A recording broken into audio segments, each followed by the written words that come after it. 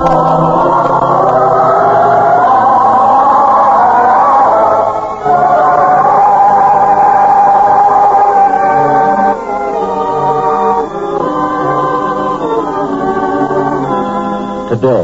we present The Second Mile, a drama inspired by a teaching spoken in the Sermon on the Mount and set down in the 5th chapter of the Gospel according to St. Matthew, a teaching from the greatest life ever lived.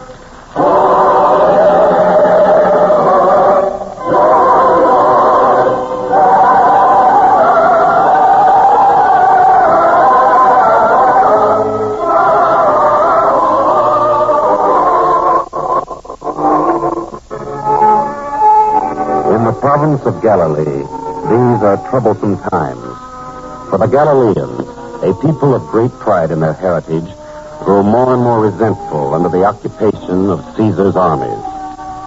So it is not so strange that on this day, in what seems to be a peaceful household in the town of Bethsaida, the woman of the house comes upon an object which startles her, and with great fear she calls out to her son, Daniel! Daniel! What is the meaning of this? What is it, Mother? This dagger hidden on the shelf.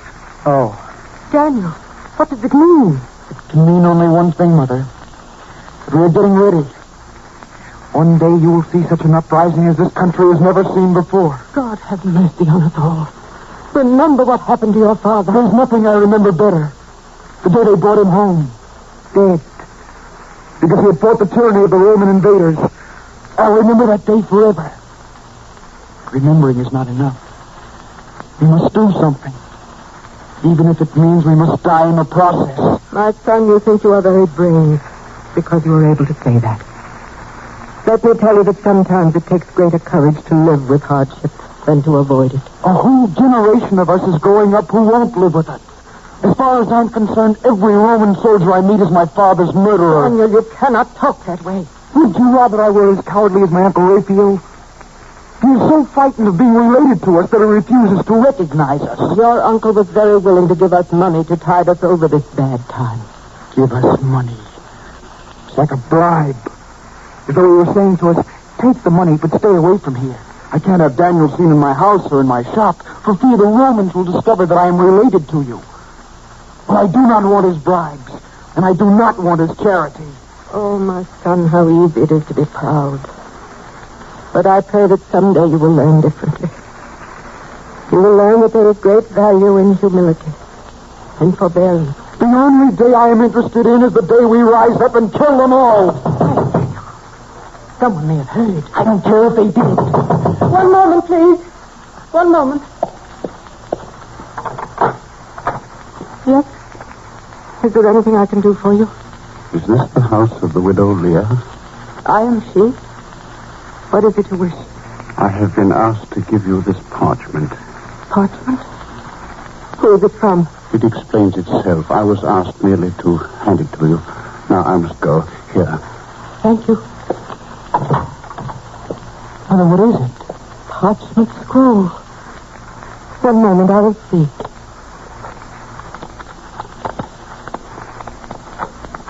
Well, Mother, what is it? And you thought your uncle was avoiding her. Listen to this. And so, my dear Leah, you may be sure that I realize your plight. And if you will have the boy come to see me in the late afternoon tomorrow, I will talk with him and do what I can for him. With my affection to you, sister-in-law, and to your son. Yes, but he didn't sign his name because he was afraid that the parchment might fall into Roman hands. No, I do not think I would like to work for a coward. You will not talk that way about him, Daniel. Your uncle is a good man. He works hard. And if he fears the Romans, it is because they are to be feared. What does a man accomplish by spilling his own blood? What did your father accomplish? I'm sorry, Mother. I know what this does to you. I will go and see him tomorrow, Mother. Believe me. I will go.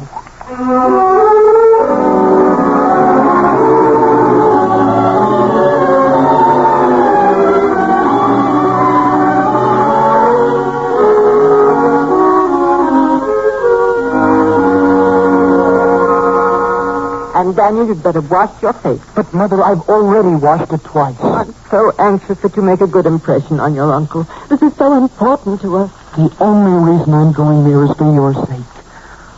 I will never be able to respect him as a man. But I will bite my tongue and work hard in order that you do not have to work. But don't ever make the mistake of thinking that I want to do this. If only you would come to understand one thing that your father never understood. But then, he had never seen the master. If you had heard him teach, things might have been different. No one would have changed my father. He was too strong and too proud and too brave. I like to think that the master would have changed him. Would have been able to show him that there is a way to overcome hatred and tyranny. Not through bloodshed, but through love. Not by resisting what we are asked to do, but by doing more than we are asked to do. That is the master's way. Yes, my son, I hope you will be as wise a man than your father was. No one could have been wiser than he was. It is time, my son, to put on your cloak and start out to see your uncle. And if you could just think about what I have heard the master teach. I do not wish to think about it, Mother. Then here, let me help you put on your cloak. I have washed it for you, and it is fresh and clean, because I want you to look your best. And you know how strict your uncle is about everything, especially about being prompt. You are to go from here straight to his place. I know, Mother. Then go. And may God go with you, my son. May he make your uncle well disposed to you.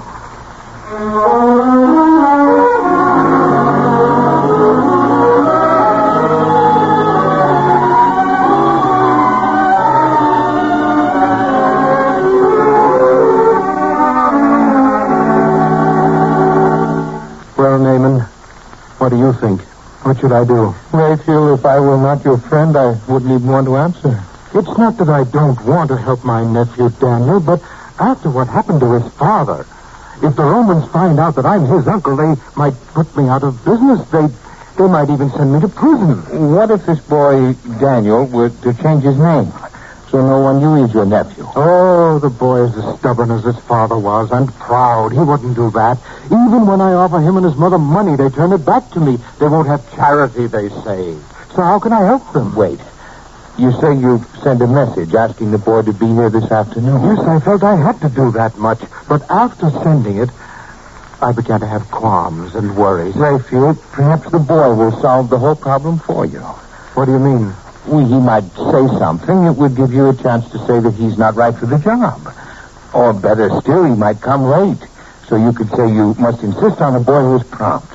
Well, there are all sorts of ways to let a boy talk himself out of a job. Naaman, this boy is my own nephew. And yet the Romans, nephew? Oh, what a terrible thing to do to one's own flesh and blood.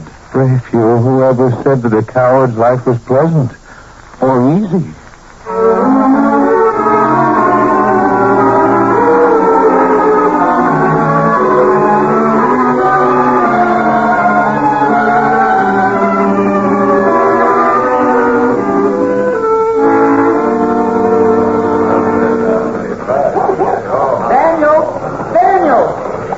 Jonathan. Well, Daniel, where are you going all dressed up in your holiday cloak on a weekday? I'm going to see my Uncle Raphael, so don't detain me because I might get a job. Really? Well, in that case, go on.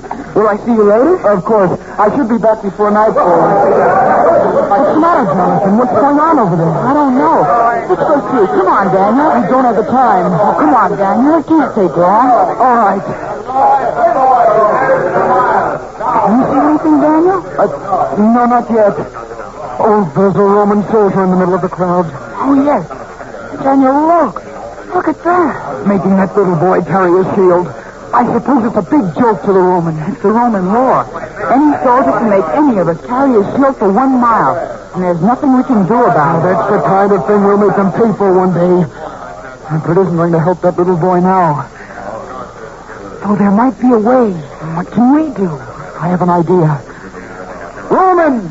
If you're so tough and strong, why can't you carry your own shield? Quiet, Daniel. You'll only get into trouble that way. Well, not if we can get the rest of the crowd to shout at him. I've noticed you can make those Roman soldiers back down sometimes if you make fun of them. Someday we'll not only carry your shield, we'll carry you on it. Quiet, all of you! Quiet! Do you think this boy is too small to carry my shield, do you? Well, you may be right.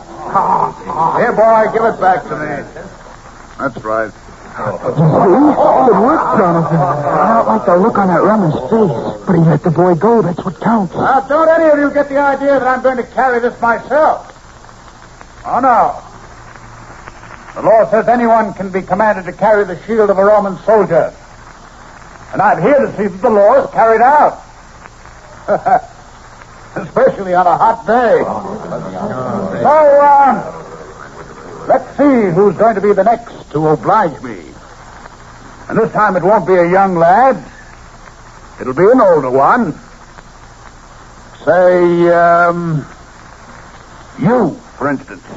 Daniel, he's pointing at you. Me. But I've got to be at my uncle's place by noon, not me. You! Dressed up like you were a prince of Israel. But I can't. You'll be surprised how well you can when I get done coaxing you. Say, with the butt of my spear. I've got to go to see my uncle. It's important. Very important. Is that so? Please, sir. I'll take his place. But Daniel, go and I'll carry your shield for you. Well, noble sacrifice from friend to friend, eh? Very good. But not good enough. Why not? He's the one I picked, and he's the one it shall be. Here, my fine young prince, take my shield. Take it, I said. You filthy Roman dog! Oh, a spirited rebel, eh? Wow. Dog? Filthy? Now. What do you say to that? Don't I get another one for calling you a Roman? You'll get the right end of the spear through your filthy hide if I hear another word out of you. Take up that shield. Pick it up. Please, Daniel, do it. They'll kill you if you don't. Do it. For your mother's sake. All right, Jonathan. That's better. Now start walking. In that direction.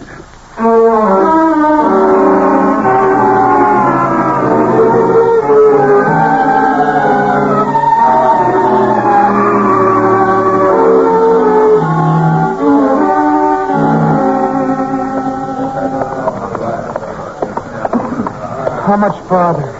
I figure you've only gone about half a mile. Don't be so impatient. Look, I could run the rest of the way. Could you? You mean you could run all the way to headquarters? That's where I'm going.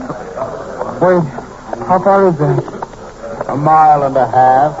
The law says I only have to carry your shield a mile. Oh, you could volunteer to carry it the rest of the way. And if you ran, you might be free earlier than if we walked the rest of the mile. But that isn't fair. A mile is a mile. Oh, I see. Well, if you can't appreciate a bargain when you see one, I'll do this my own way. Wait here. Wait. Why? See that inn? That's where I'm going. To get me a cool drink. Oh, please, sir, you'll be delaying me. I might still get to my uncle's on time if you'd A only... moment ago, you were quoting the law to me. 1 mile, you said. Well, let's stick to the law. We'll go 1 mile. But the law doesn't say I can't take my time.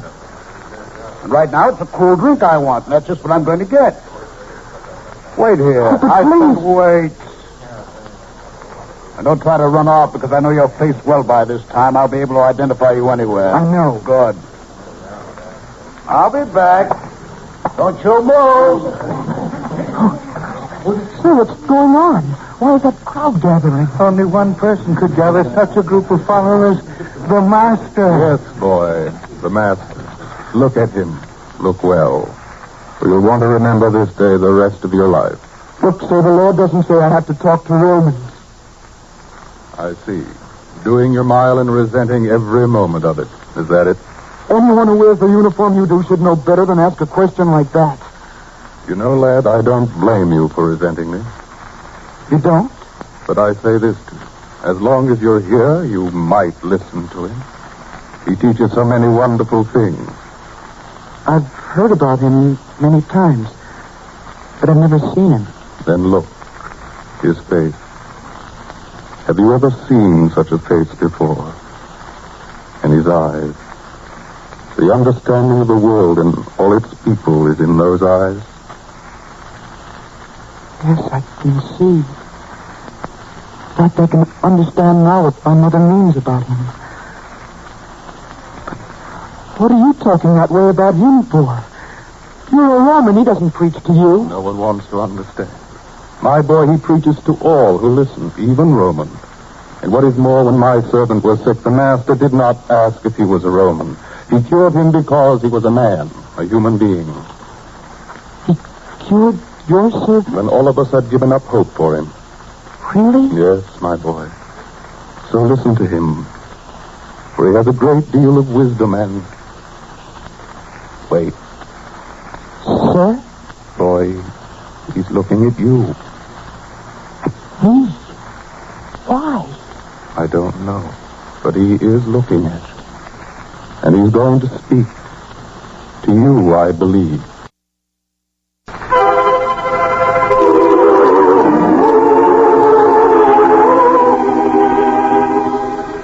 Ye have heard that it hath been said, an eye for an eye, and a tooth for a tooth. But I say unto you, that ye resist not evil. But whosoever shall smite thee on thy right cheek, turn to him the other also. And if any man will sue thee at the law, and take away thy coat, let him have thy cloak also. Why does he say that to me? Listen, boy, he will explain. And whosoever shall compel thee to go a mile, go with him twain. Did I hear right? Did he say to go 2 miles instead of 1? Yes, lad. Go with him the 2nd mile, the master said. That's what my mother always says. Give more than is required. Your mother must be a good woman. Oh, she is, sir. I know I've heard the master say the same thing. Somehow when I hear him say it, it means more. It means... Yes? Oh, I'm sorry, sir. I must go now. But why, boy? There comes the soldier. This is his shield. I'd better go. It's my duty. Yes, you must do what the law says. But remember, lad, the master spoke to you today, and that is an honor you will cherish the rest of your life. And he spoke of your spirit, of overcoming hatred, of conquering revenge, of wanting deep inside to do more than is required. Remember that always. Remember, too, that because of him, you spoke to a Roman today. And discover that even a Roman can be a friend.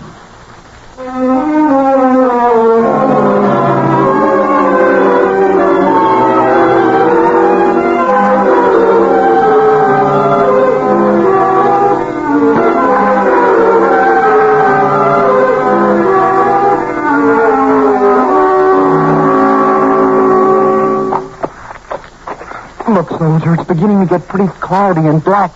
It's going to rain soon. Don't you think I know that? See that lightning? It will rain and we're on the outskirts of the town. And if we are? If I get caught in the rain, my coat will be wet and dirty. I can't go to see my uncle that way. He's a very finicky man. He might deny me the job because of something like this. That's no worry of mine. You keep walking. I'll teach you to quote the law to me. Keep moving. Don't you even have a little consideration for what this might mean to my mother and me? Have you never gone hungry? Now, look, boy, I'm getting sick of your words. Just keep quiet and keep walking. There comes the rain now. If I get my helmet wet, I'll have to spend the better part of tomorrow polishing it. Then wouldn't we both be better off if we could turn back and take shelter at some house till it stops? There's no need for that because I'll take your cloak to cover me. My cloak? Oh, sir, please. No. She herself would say so. Here, sir. Take it. Now you're making sense. Yes, sir. You have something to say? Yes, I have something to say. Here, take my coat, too. Your coat? What for? Because the master said so. My mother said so. She said one can be free that way. Take it. Take it, sir.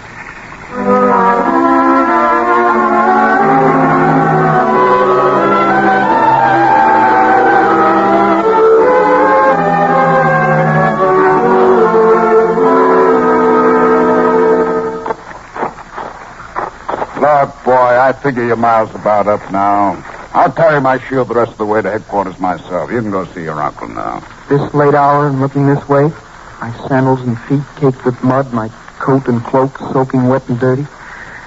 Wouldn't do any good to see him now. Well, don't trouble me with your tale of woe. Just give me my shield. You go back to town. Tell me, how much further is it to your camp? About another mile. Why? I will go the rest of the way with you. I will go the second mile. The second... Are you out of your head? Well, didn't you say before that I could volunteer without breaking the law? Yeah? Well, that's what I'm doing. I'm volunteering to carry it the rest of the way. As you say. But don't forget you volunteered.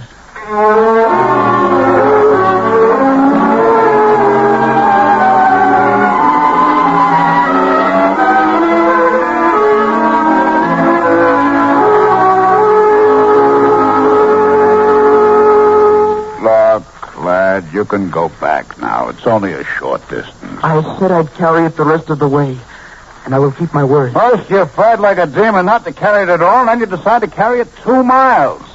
I wish I could understand you. You don't have to understand me. Just say it's something I wanted to do because he said so. He? Who is... Get off the road, boy, if you don't want to be spattered with mud worse than you are now. Doesn't make any difference. Get out of the way. You're going to save your neck. That's a Roman chariot. To run you down and kill you. Hello there. Oh, sorry, sir. Yes, sir. Salute, boy. That's a centurion, an officer. Salute. Yes, sir. Say, lad, haven't I seen you before? I don't think so, sir. Back there in the town where the master was speaking?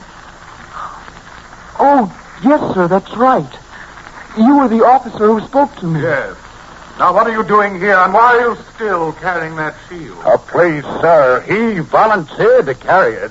I know that you soldiers impose on the population, that you threaten them with all kinds of punishment if they don't carry your shields further than the prescribed mile. That's true in this case. You know what'll happen. Yes, sir. But it isn't true, sir. Ask him. Is it true, boy, is it? Now, tell him, please. Tell him. Well? No, sir, it's not true. I volunteered on my own. Thank you, boy. All right, soldier, you may go now. But carry your own shield the rest of the way. I want the boy to remain here. Yes, sir. Boy, let me have the shield. And here's your coat and cloak back. And thank you. Thank you very much, boy. Now, lad, come here. Yes, sir. Your coat and your cloak. And you did volunteer to go the second mile. What of it, sir? So what you heard him teach took effect. I'm glad, for your sake. It was a good thing you did. A thing calling for a great deal of real courage. Courage? If I had courage, I would have got to see my uncle no matter what. After all, it would mean so much to my mother. Your uncle, your mother, I don't understand.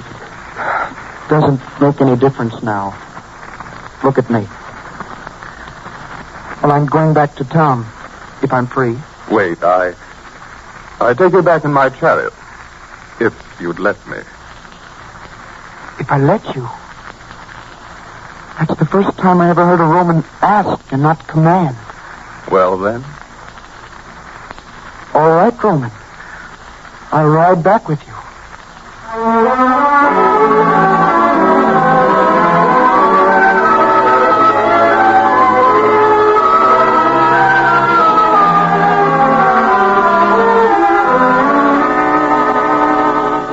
So, you see, Raphael, most of the problems in life have a way of taking care of themselves. Your nephew doesn't arrive here, so you don't have to turn him away without a job. I almost wish he had come. At least I could have given him some money. Pride or no, I could have found some way to make him take it. Well, now it's no longer your fault. Raphael, look, a Roman chariot. It's stopping right here in front of your place. Romans, they've come for me. And it's that boy's fault. I knew one day he'd get me into trouble. What'll I do? What can you do now? Come in. How do you do? Which one of you is Raphael? I am Raphael. But, sir, I've done nothing wrong, nothing. Is this boy your nephew? This boy? Yes. Yes, sir. I might as well admit it. Admit it. It is something of which you should be extremely proud. What did you say, sir? He's a very fine boy, and from what he told me on the way here, I should think you would be delighted to find a place for him. Sir, do you mean you wouldn't mind if I gave him a job? Mind? I would most heartily recommend it. Did you hear that, Daniel? He recommends it. He said it would be all right. Isn't that wonderful? Well, you will start at once and for a fine wage. Did you hear him, Daniel? Well, Daniel, have you nothing to say? So many thoughts rushing through my mind, I cannot speak all of them. But I think the strongest one is that my mother will not have to work anymore. And I will be able to provide her with many things we have been forced to go without since my father died. Yes, Uncle, I think that is the most important thing. Is it, boy? It must be, sir. I know that right now the first thing I want to do is rush home and tell her. I wanted to know, and I'm sure she will be as happy as I am. If you would really make her happy, my boy, tell her that you saw him and heard him teach. Yes, sir. And even more important, that you found within yourself the courage to follow his teaching. I think she would want to know that more than anything else. I suppose you doubt what we say, but let me say, sir, it is something the Master taught that shows us the difference between acting out of fear and acting out of courage, between facing the world with love and facing it with hatred, by doing what is required of us, not grudgingly, but happily, and doing even more than is required. Right, lad? Yes, sir. And maybe the proof of how right the Master's teaching is that you, a Roman, and I, a Galilean, can agree about him. You know, sir, I think my mother will be happy to hear about that, too.